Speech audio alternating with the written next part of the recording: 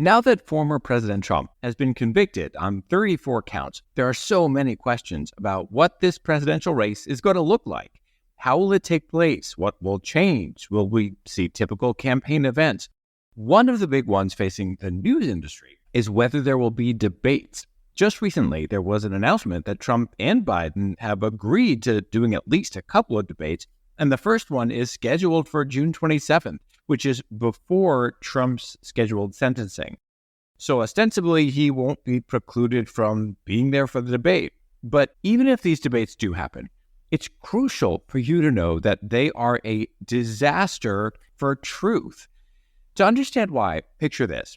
Picture that you are a firefighter. Or maybe you don't have to picture it. Maybe you are a firefighter, in which case, thank you for your service. But everyone else, imagine that you are one. And you're told that you get to do something that is considered the most prestigious event in the firefighting community. And here's what it consists of. You go stand up on a stage in a packed auditorium with cameras doing a live feed, and there are millions of people across the country and around the world watching you.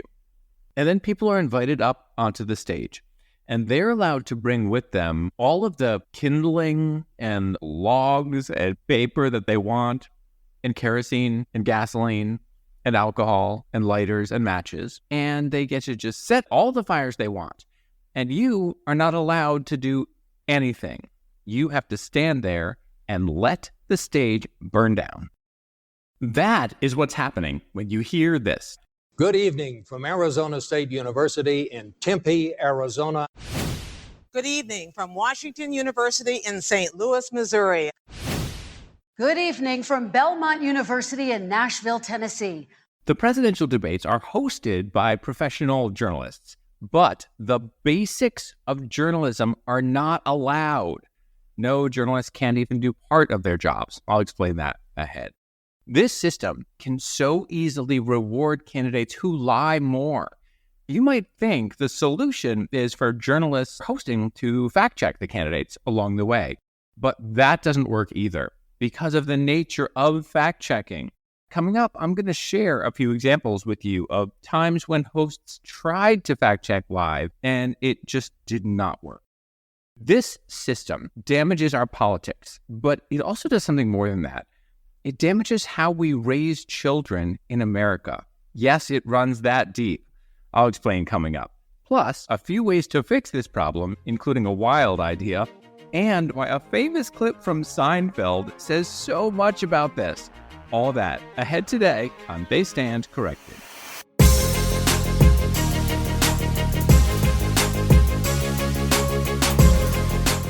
Hello and welcome. I'm Josh Lebs. This is They Stand Corrected, the podcast that fact-checks the news. With each episode, I send out a newsletter packed with links and images and video clips and more. You can find the link to that in the show notes, and I'd love to have you join there. And that's also a great place to support this show. The newsletter is free and available to everyone, but you also can become a paid subscriber. And if you do, then you get access to additional content and a comment section where you can submit information to me, and I might even do episodes about it, like I did in the last two episodes that were inspired by the question from a listener.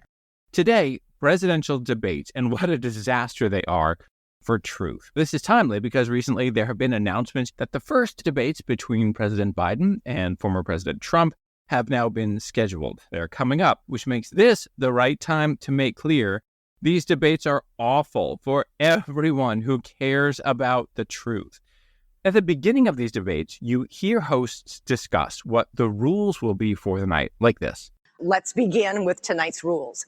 Candidates will have 90 seconds to answer questions, 60 seconds to give a rebuttal at the moderator's discretion. You will all see the timing lights that will indicate when time is up and it's time to stop talking. Notice there's nothing in there about whether what the candidate said was true, and also nothing in there about an opportunity for the hosts to challenge what the person said.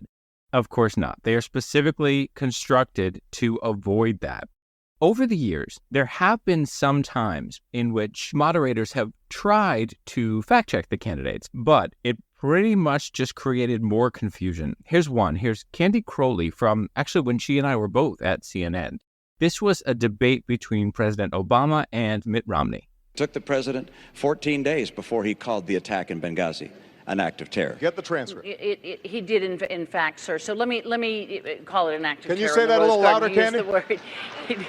He did call it an act of terror. It did as well take 2 weeks or so for the whole idea of there being a riot out there about this tape to come out. You're correct about that. The administration indicated that this was a reaction to a video and was a spontaneous reaction. They did. Anyone who doesn't know the details of what actually happened would be just as confused after that exchange. In fact, even more confused. And you could hear in there how people supporting each of the candidates jumped in with applause. There were also complaints in the following days about whether Kennedy was even supposed to do that. I'll get to the rules in a minute. But the point is, it didn't help. It might have been very well intended, but didn't help. Here's another example of someone trying to fact-check candidates during a debate. This is a Republican primary in 2016. You'll hear John Dickerson of CBS attempt to fact-check Ted Cruz. 80 years of precedent of not confirming Supreme Court justices in an election year. And let me say, Justice Scalia... I'm sorry to interrupt. Were any appointed in an election year?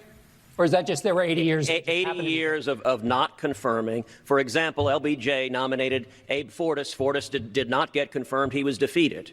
But Kennedy was confirmed in 88. No, Kennedy was confirmed in 87. He was appointed in 87. He was appointed in 88. That's the question. Is it appointing or confirming? What's the difference? In this case, it's both. But if I could answer the question. Sorry, I just want to get the facts straight for the audience. I apologize.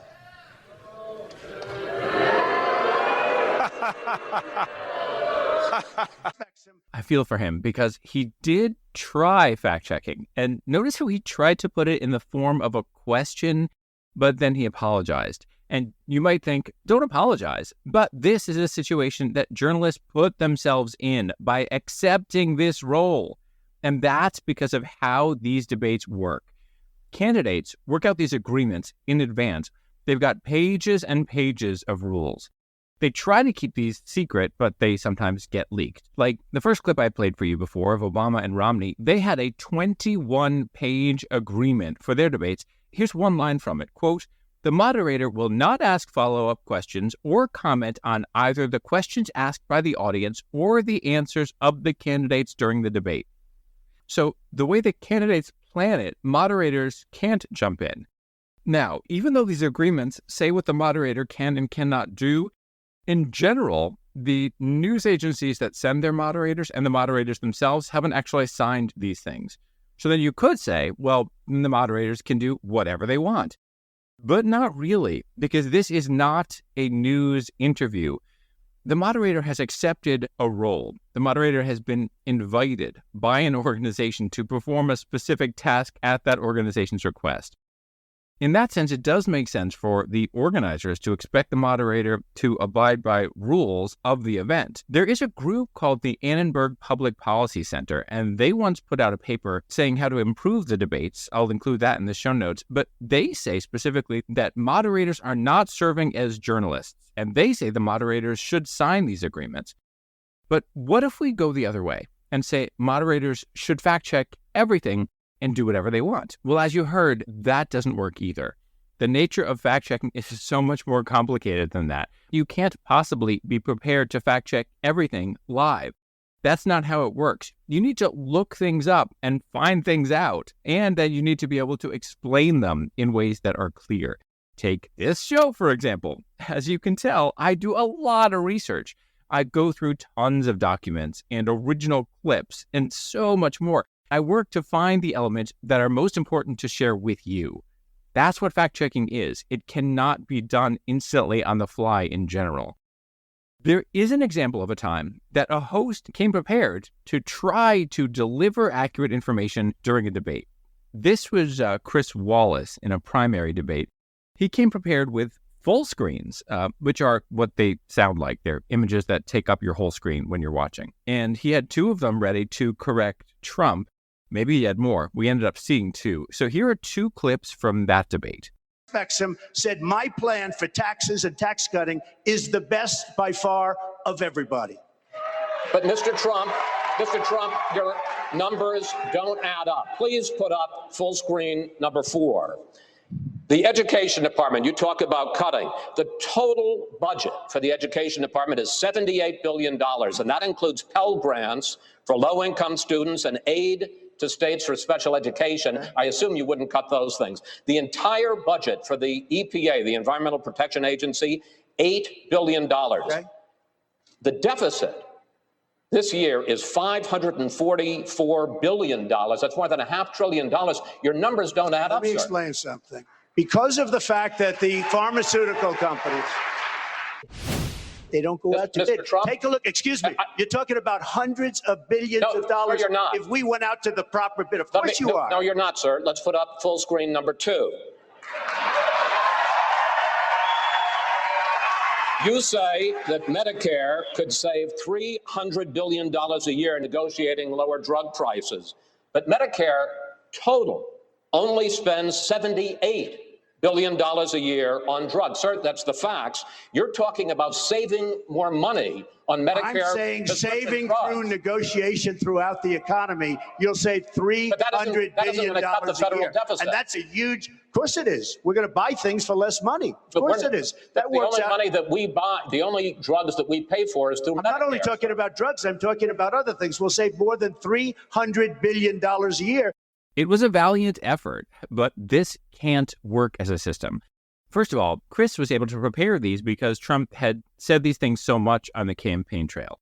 If a host starts doing this a lot, it would just be easy for a candidate to prepare new lies, new lines of attack, and introduce them at the debate so the host isn't prepared for them. And then it could send the message that they must be true because the host did not fact check them at the time. So it could backfire that way. There's also a matter of fairness. If you're going to do this, you have to do it for all the candidates, obviously, but then you run the risk of both sidesism. Like, let's say you study what all the candidates have been saying, and you find 2 things that are false from each of them, and you correct them right there. That might give people the impression that everyone is lying to the same extent and the same amount. It doesn't tell you if one candidate lied in the debate 50 times and another lied twice. So in short, this live effort does not get the job done. And that's because of the nature of these debates. They are not journalism, but the news networks are giving them a fake, I'm finding myself wanting to use the word imprimatur, but there's got to be a simpler term, like a sheen, a fake image, a fake sense of journalistic legitimacy by having their staff host them. And the news agencies like to say, well, the hosts get to choose the questions. All right, now is the time to make that clear. Journalism is not asking questions. Journalism is getting the truth. Asking questions is sometimes a way to get the truth, but obviously not always. It reminds me of this great clip from Seinfeld where he goes to pick up a rental car he reserved and they don't have one for him. I know why we have reservations. I don't think you do.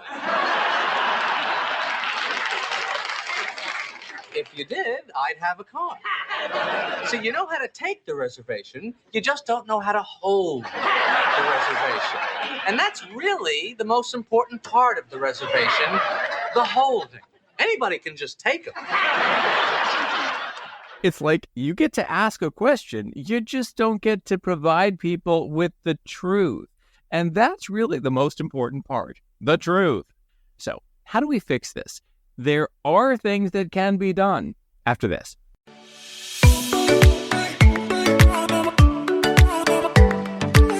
Five stars for this show on Apple Podcasts and Spotify. Wow, thank you to everyone who has been rating this show on platforms that have rating.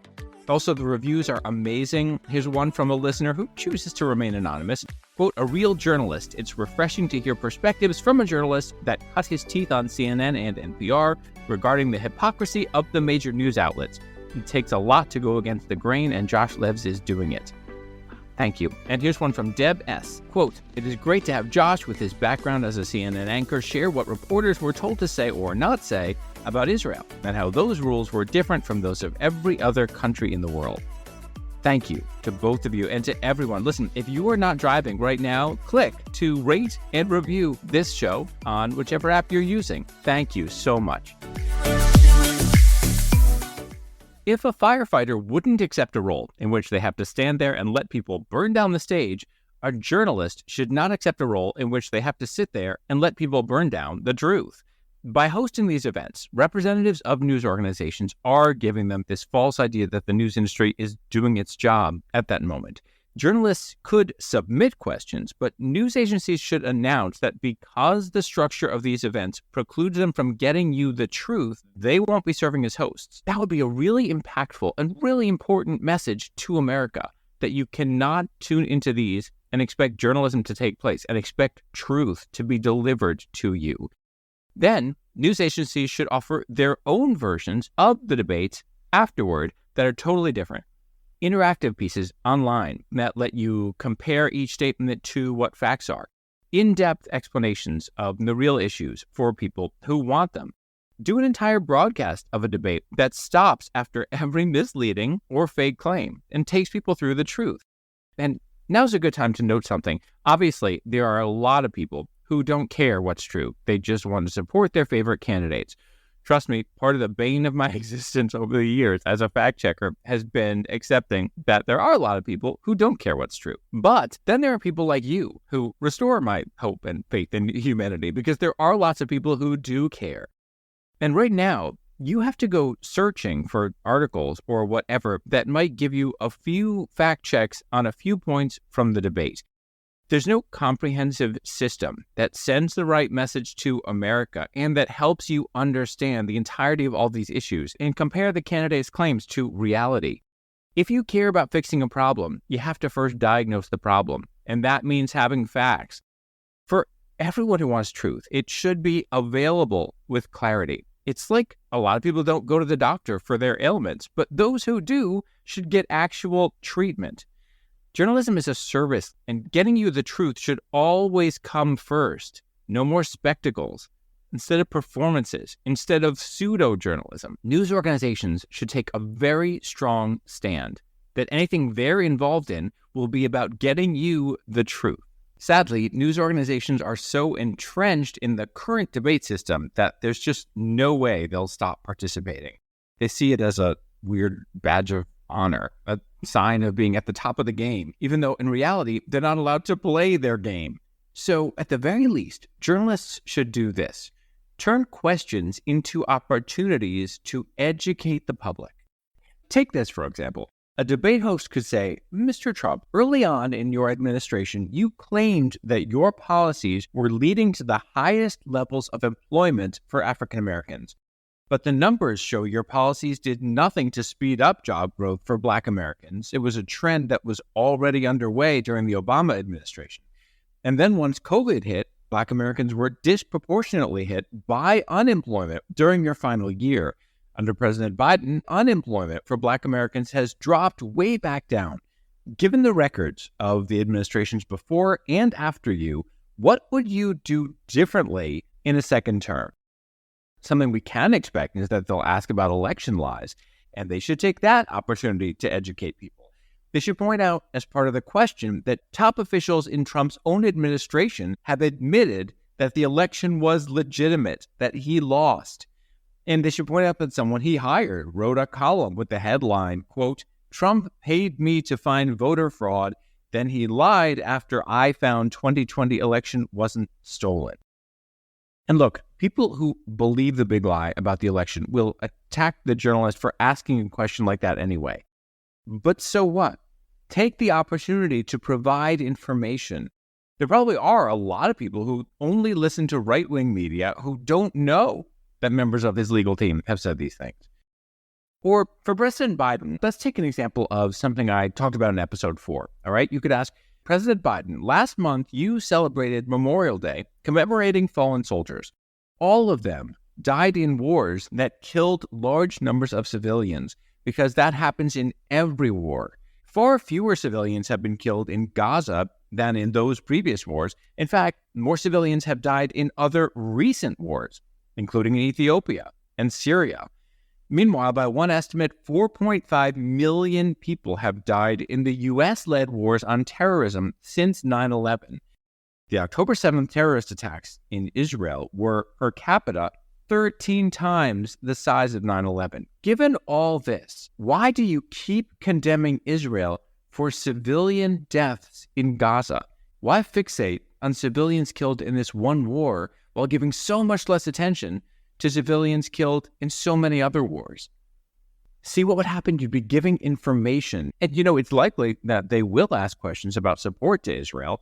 Maybe as part of that, they can talk about something that I noted last week, that a woman who is on the FBI's most wanted terrorist list, a woman who killed Americans, is living life as a celebrity in Jordan, a kingdom that's refusing to extradite her despite an extradition treaty with the United States.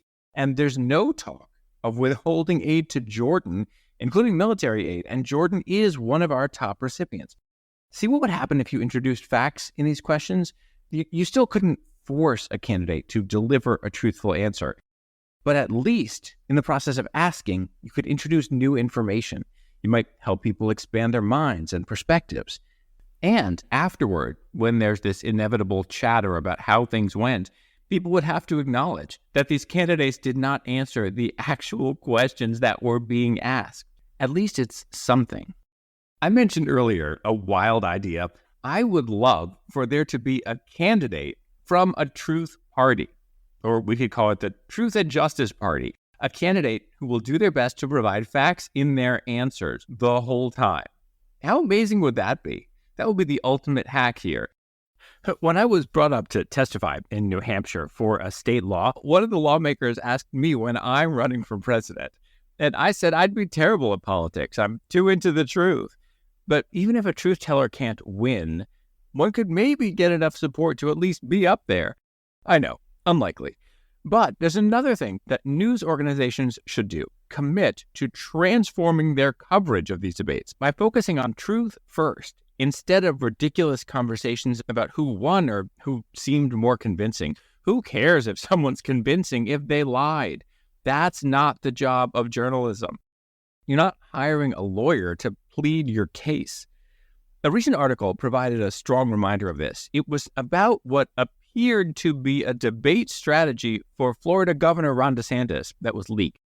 It referred to the Roger Ailes orchestra pit theory of debates.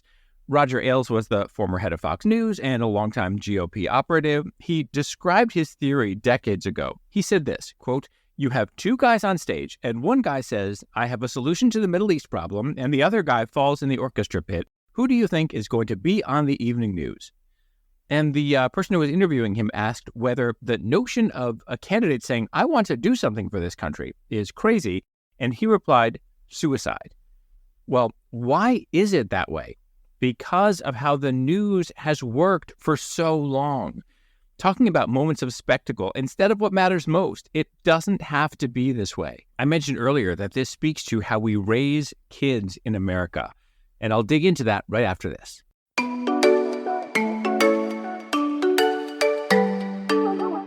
The first Your Questions Answered episode is coming. You can submit questions about the news, about what's true and false, about fact-checking, or send in some comments. I'll share those too. There's two ways to get them in. You can jump into the newsletter as something called Substack, and you'll see the address in the show notes. It's theystandcorrected.substack.com. Or there's a form you can find through my website, joshlevs.com. Either way, we'll see your question, and we'll try to get to as many as we possibly can. Here's why the presidential debates are such a strong sign of a big mistake we're making in the values that we teach kids. We teach them from an early age that their ability to state an opinion and argue for it is a crucial sign of intelligence. I want us teaching them, in a sense, the opposite. Not how can you argue for this point, but instead, what more can you learn? Like, you hear someone argue something. Don't be impressed if they convince you. Instead, think, how can I fact check what that person said? Where can I turn to for information? What more can I learn? What can I ask? We should be teaching curiosity, healthy skepticism, open-mindedness, and an interest in fact-checking claims, instead of the idea that being persuasive is somehow the ultimate goal. I understand the thinking that you can have your own opinions, but we should first be teaching them, learn more. What more can you explore here? Let's take an example from last week's episode. In a two-parter called All the Queen's Lies, I talked to you through tons of things that the Queen of Jordan said in an MSNBC interview with Joy Reid, things that were just false, and of course she was not corrected at all. She also stated opinions, and a listener might find those opinions convincing. Like she said that there's a deep anti-Palestinian racism in Israeli society. You might hear that and say, oh, wow, I now have an opinion about Israel. But I explained there's racism everywhere. 20% of Israel's population is made up of Arab citizens, and many of them are fighting for Israel and are leaders and proud Israelis. Meanwhile, Arab nations long ago held vicious, violent pogroms, kicked out the Jews, who then fled to Israel, where Arab nations then tried to kill them in 1948. And Arab nations, including Jordan, are overwhelmingly anti-Semitic, according to numerous surveys. And Palestinian kids are taught the most evil, murderous anti-Semitism in schools. When you learn that, you hear the Queen's opinion in a new light. So instead of thinking, oh, wow, I'm really convinced, you stop and think, wait a second, how hypocritical is it for her to say that? You get a bigger perspective. But the way we're raising kids, they would stop at, oh, she sounds convincing, or, oh, that candidate sounds convincing. I like the way they talk. Well, who cares? Do they know what they're talking about? Are they giving you all the facts? Are they giving you a half-truth or a 0.01% of the truth? This is what we should value more. We talk about how well someone performs or whether they won people over. How about focusing instead on what's true and what's missing and what the facts are? I believe that in the long term, we can build truth as a more important value in society by raising kids who develop this instinct to care so much about it and search for it. And that starts with ending the idea that expressing an opinion, being persuasive, is the ultimate. The media can do a lot to help this happen right now by stating we won't participate in a charade that goes against what our role is, that goes against the cause of delivering people truth. We won't serve as firefighters who let arsonists have a field day. We'll do our job by piecing through the debates and providing fact-checked versions of them only. I know that's probably pie in the sky, but that's also why this podcast exists, to hold the media accountable, to show the media that when they go wrong and do wrong, they stand corrected. Here's what you can do when you see politicians lie and those lies go uncorrected. Contact the news agency. In my newsletter, I provide information about the kind of text you can send and how to do it. And something even faster, send me information. You can reach me through the newsletter. Also, there's a way through my website, joshlevs.com. You can send me links that I might fact check. I get in touch with the heads of news agencies all the time, and I can say, a listener told me about this. Here's a politician lying. You did not correct this. How is this journalism? Together, we can hold the media accountable, but it takes all of us. And that's why if you can support this show, it means so much. Become a paid subscriber at the newsletter, or if you or an organization you're a part of wants to sponsor the show, you can get that information at an email address also listed in the show notes. I'd love hearing from all of you. The responses you are sending into this show are just overwhelming and amazing. Thank you so much. Keep it up. See you next time. A shout out to Nextiva. Here are 3 things all businesses need to do: lower operating costs, reduce customer churn and turnover, and boost sales. Nextiva helps businesses of all sizes do that with its AI-powered customer experience platform. Reduce expenses, find and remove causes of customer friction, maximize closing rates. Nextiva helps you do all this and more.